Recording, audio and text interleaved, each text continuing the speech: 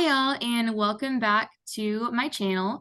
My name is Emily if you're new here, and we make recovery videos for severe anxiety, agoraphobia, panic disorder, all that really fun stuff. So today I've got a really awesome video, and it's not going to be me talking as much today. So I'm going to have Rose on, who is actually one of my top, I guess, one of my first three, I would say, coaching clients. And so she joined, I believe was it June that you joined coaching? July. July, yeah. So wow. Yeah, July of 2023. And she is now back to living her life symptom free. I want to disclaim that this is not the normal time frame. I feel like that people come in and come out. It's really quick, and we'll talk about kind of why it was so quick for her and the things that she did that a lot of people don't do that really kind of helped her along in her recovery. So I will let Rose introduce herself.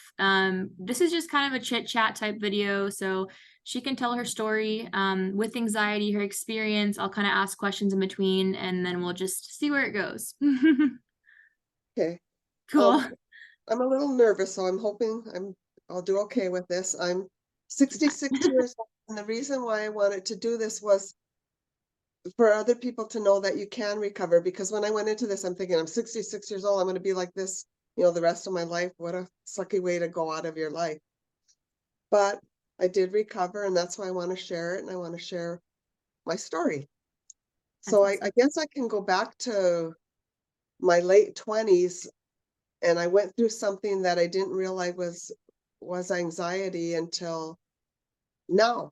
I was diagnosed with a heart condition because I was having heart palpitations. I was in a very hard job, and they diagnosed me with mitral valve prolapse. And I had that diagnosis for 20 years. And then they found out you don't really have that. So, That's so crazy. That's the craziest story. When you told me that, I was like, oh my gosh. And like in your 20s to get that diagnosis, that's crazy because yeah, the heart symptoms and palpitations and stuff is so common with anxiety and can be so scary because it feels, I don't want to say like real because it's all real. Anxiety is really producing symptoms in our body, but it feels like something that can take you out. So it's one of the scarier symptoms. right. And then I went through another bout with anxiety. It was about 10 years ago when I went through divorce. And it Mm. was pretty rough. And I did go on Paxil medication. And when I was ready to get off of it, it took me a year to get off the Paxil. And I had lost all of my emotions with the Paxil medication. And when I was trying to get off of it, I would start crying. So I would take little pieces of it to eventually get off of it. And I was off of the Paxil at that point. But Mhm. now I guess we'll get to the current story. Yeah. Um, in the beginning of May, I started a job after being retired for 6 years. I was working at a greenhouse, which was my dream job, and I was very happy to be doing that. About 3 weeks into May, I hurt my leg. The story of how I hurt my leg is really stupid too. I kind of pushed on it to stretch it, and it ended up hurting it. And I was limping, and it made doing a lot of the things I normally do really hard. Um, I played pickleball, I took walks daily, working at the greenhouse, but I started to lose those things because of the knee injury. I tried going to the chiropractor, and that's when I started feeling the anxiety coming in. It was, in the background, it was stressing me out. I was losing things. I wasn't able to play pickleball. I had to quit that job. I couldn't walk anymore. Then the next thing is I had cataract surgery scheduled. So I had the first cataract surgery, and you're afraid to begin with because it involves your eyes and you don't Vision, want yeah. to lose your sight. So after the first eye surgery, because of the difference, I had it corrected because of the difference in the two eyes. I was so dizzy that then I began to lose more things. Like I couldn't drive because I was so dizzy. I really couldn't go out of the house.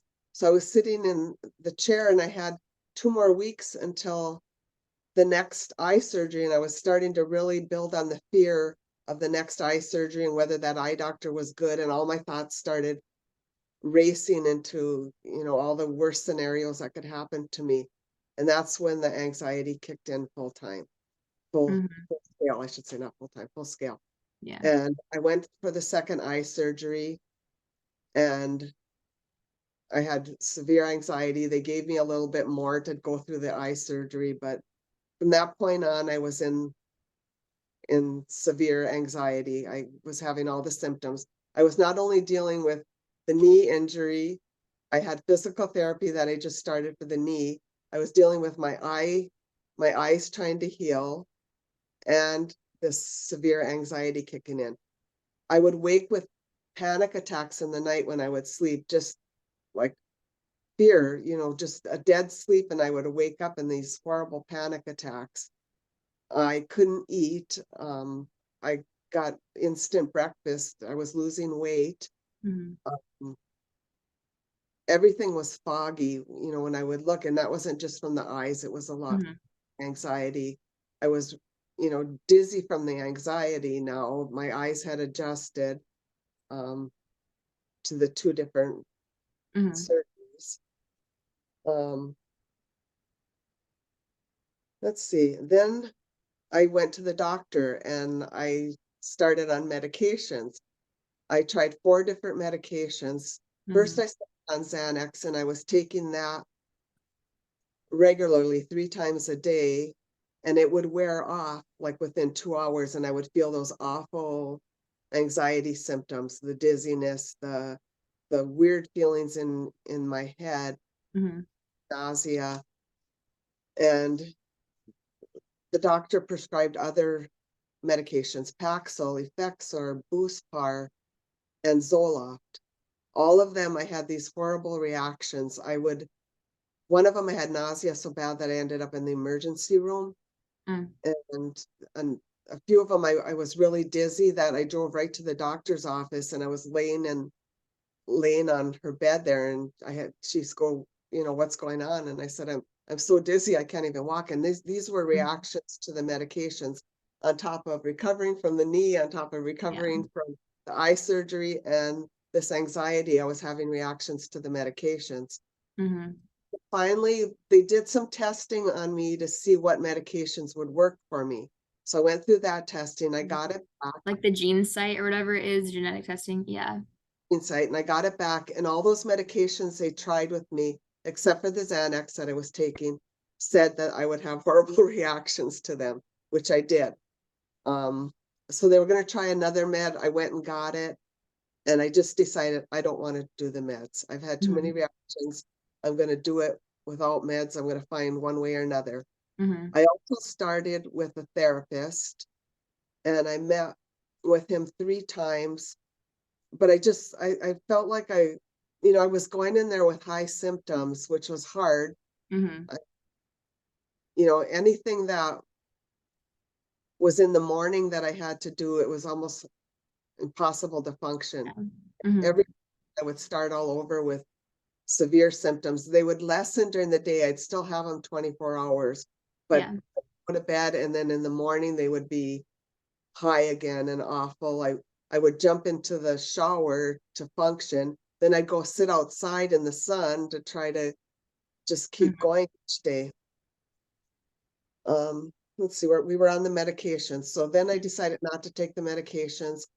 I went on Facebook and I found one group, and it was a lot of like, oh yeah, meds work, and I've been doing this for 20 some years, Yeah. and I'm so anxious, and I'm thinking, oh God, 20 Yeah. years, Like, well, 80. this is it. Yeah.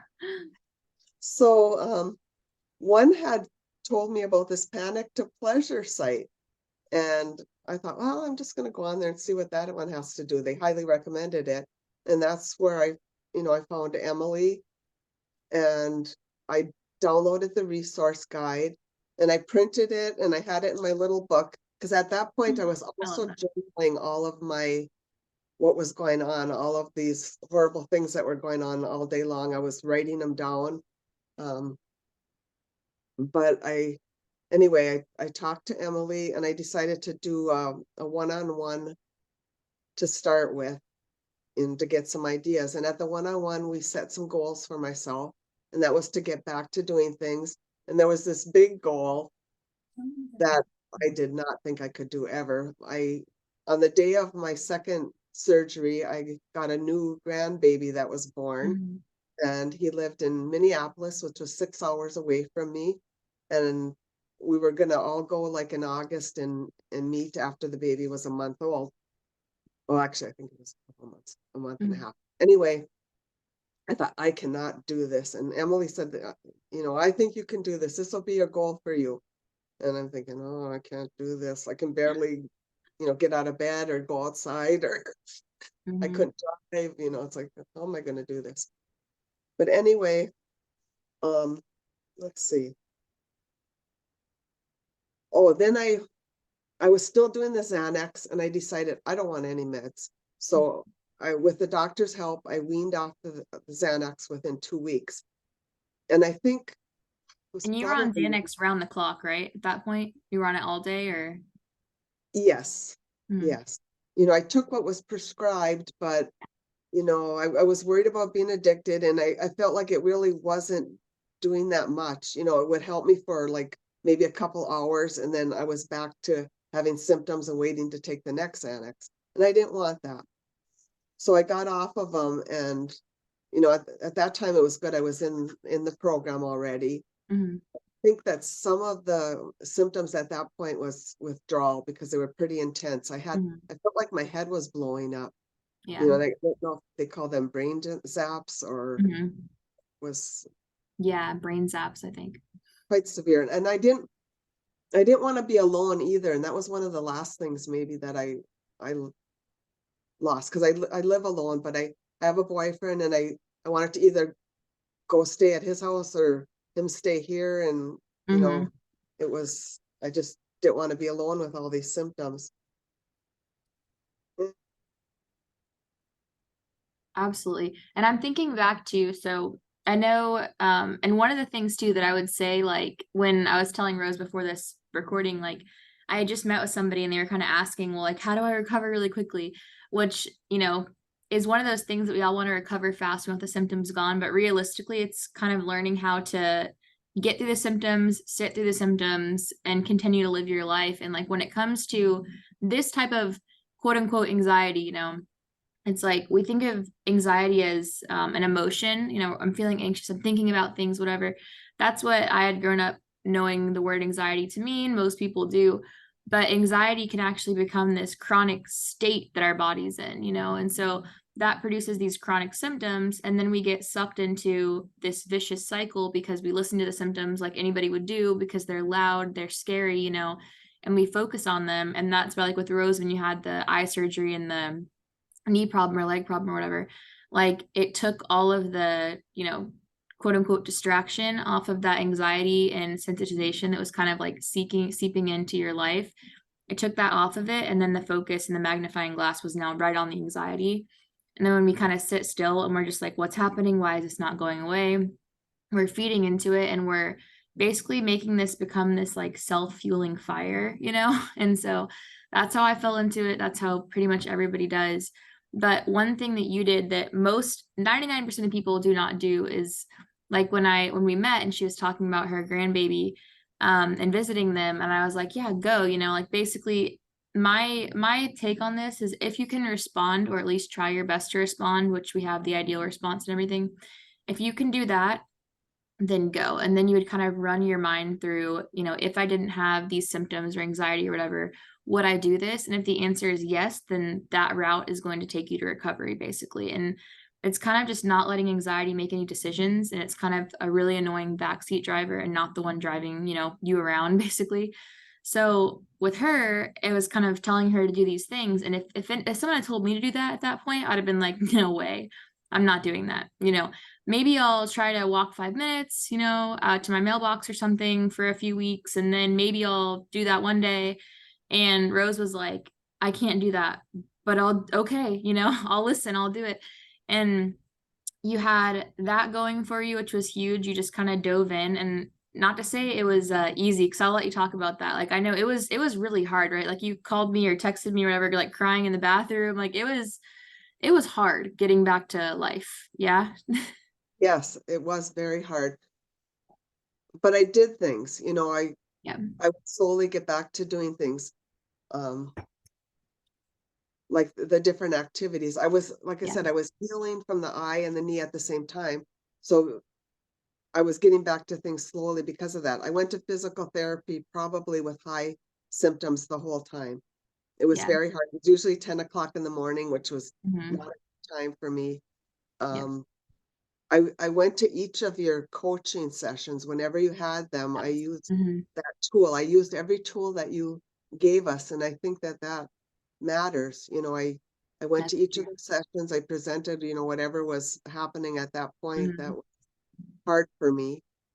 Yes. Um, Yeah, that's true. That was another thing. Rose was at every single call, and that makes a difference because I know even for me, like in the beginning, I think I kind of went to, like when I was in my recovery program, I went to some calls and then I would kind of, try it and then try some other things and just kind of have one foot in the door. And I would say you pretty much dove in and you're like, okay, this is going to be hard, but I'm going to do it.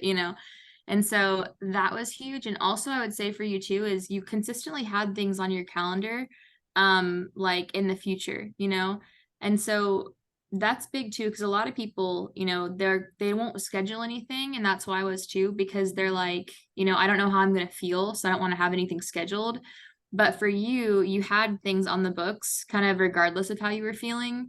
And so it's like, even if I'm feeling bad, I know that I have a quilt camp to go to in a couple weeks or whatever it is. And so it kind of just kept the momentum going. And that was a huge one too, because we kind of teach people to be schedule based rather than symptom based. And that kind of helps you with the whole anxiety in the back seat, not making the decisions concept. So that was a good one too for you. I did schedule them, but in my mind was, am I going to be able to do them? I Yes. was nervous of whether or not I could handle them. I had Hmm. the bus trip, I had a quilt camp, I had, the trip. I had a lot of trips scheduled, and in my mind, it's like, am I going to be able to do them or not? But Hmm. you would say, oh, I have no doubt you can do it. And it's like, well, if she thinks I can do it, I guess I can do it. And I would do it. Yeah, that's awesome. Yeah, you were awesome at that. And I guess, like, from the recovery standpoint, were there moments where you felt like, or I guess probably so, at what point did you feel like maybe I can get out of this when you're recovering? Like, I know for most people, it's very much like you start recovering, you're doing the things, but you're still in the back of your mind, like, oh my gosh, but am I going to recover? So, what did that look like? And what did it look like when your symptoms started to kind of fade and like setbacks and all that kind of stuff? Well, I remember having like I call it an opening one afternoon where I felt normal like for an hour. And I thought, Yeah. well, if I feel normal for this hour, maybe I'm going to come out of this. And then it would be like maybe I'd have an afternoon for a couple hours. And it's like, Yeah. oh, this is normal. I Mhm. think, I think I saw one of the videos where it said that it happens before it realize it when you're living your life. Yeah. I kept going to things no matter how rotten I would feel or how many Mhm. symptoms I would have. And it got to be where I was going to the things where the symptoms were less and less.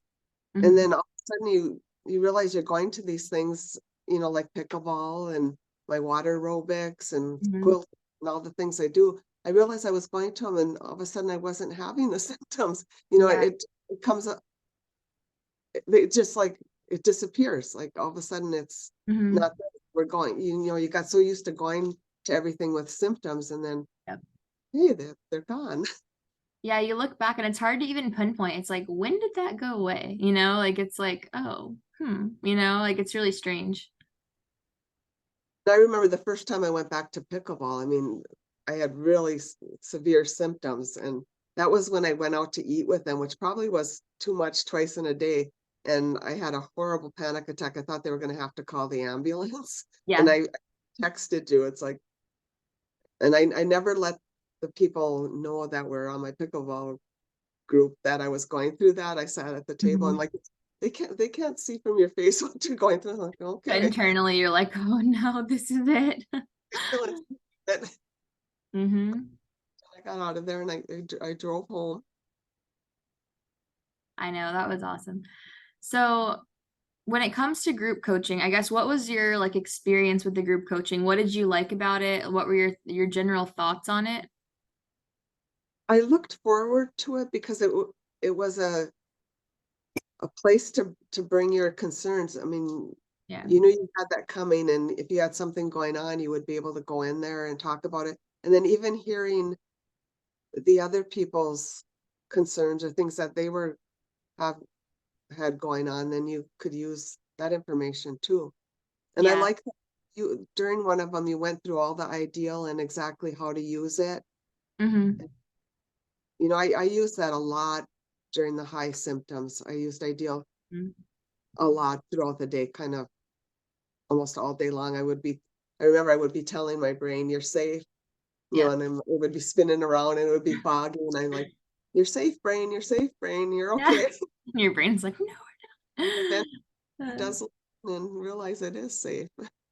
Absolutely. I have a good question. So now that you are not symptomatic, how does your life look different from like the response, how you handle things standpoint? Have you noticed like things in your life that you handle differently now? Right, because I start thinking, you want to get upset about that, you know, there'll be something silly that happens. Well, like my toilet breaking. You want to get Yeah, upset yeah. about it, it's not worth it. Mm-hmm. It's true. It puts things in perspective. Yes. Yeah. Yes, that's so true. Yeah, because I would say like the ideal response, like it's first your tool to kind of train your brain to stop freaking out about symptoms and get you out of that highly sensitized state. And then it's your tool for the rest of your life to not get yourself in a sensitized state. So it's Yes. something you'll keep with you, forever, which is really good. Let's see. So I guess my next question would be, do you have any advice or what advice do you have for people that are recovering?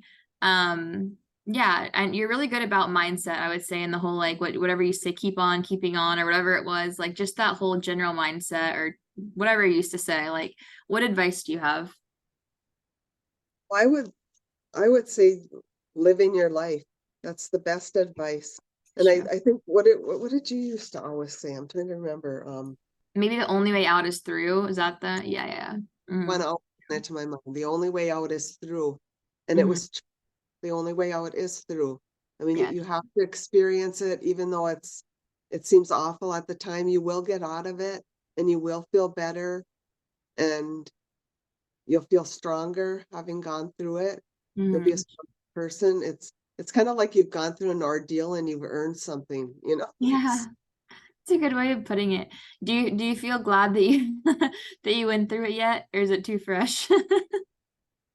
I call it glad, but it's yeah, it was a hard experience like anything else hard in your life, but then it makes you a stronger person too when you're able to go through it and you Hmm. or Yeah, it's true. Because now you can always say, man, I got through that. I can get through anything. Because it's right. hard. I don't know about you, but it was the hardest season of my life. It's tough. It's up there, the top three. Yeah. Yeah. It feels very isolating because like you said, with the whole, I think it was pickleball or lunch or whatever, where nobody can see it on the outside, but internally you're just like, I'm about to die. Like it can be really isolating because nobody kind of gets it or like sees what you're going through or even sees how hard the recovery process is. um which can be tough, because it's like when I was going through it, it's like if I would stop talking about my symptoms, and just kind of try to live my life, sometimes I would feel like I wasn't being seen enough, like where it's like, hey, I am like, kicking butt over here 24/7. Like me getting out of bed this morning was a massive accomplishment, but nobody sees that. So like it can be very, very hard to go through that. But like you said, when you get out of it, it feels like you like earned something, like you're like, wow, I did Yes. that.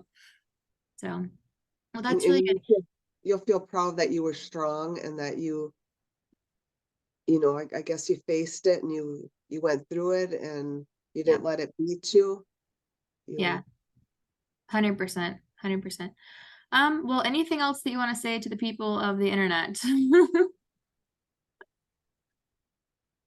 I guess back with the only way out of it is through it. And Yeah. keep on keeping on. Yeah, those mindsets are huge. They really are. And it's like I feel like a lot of things I say are repetitive, but it's like sometimes you just got to keep hearing it and then one day you're like, "Oh, oh, that's what that means?" Videos over and over again in the beginning. I mean, Yeah. Yeah, I would do that too. My whole life was just in the background anxiety recovery content, like 24/7. And yeah, so those of you that are struggling with this, if you have questions for Rose, stick them in the comments. I'll get them to her and, see if she wants to answer them. And otherwise, if you want to join group coaching, I'll put a link for that. If anything, download the free recovery guide, join our Facebook group, and stay connected.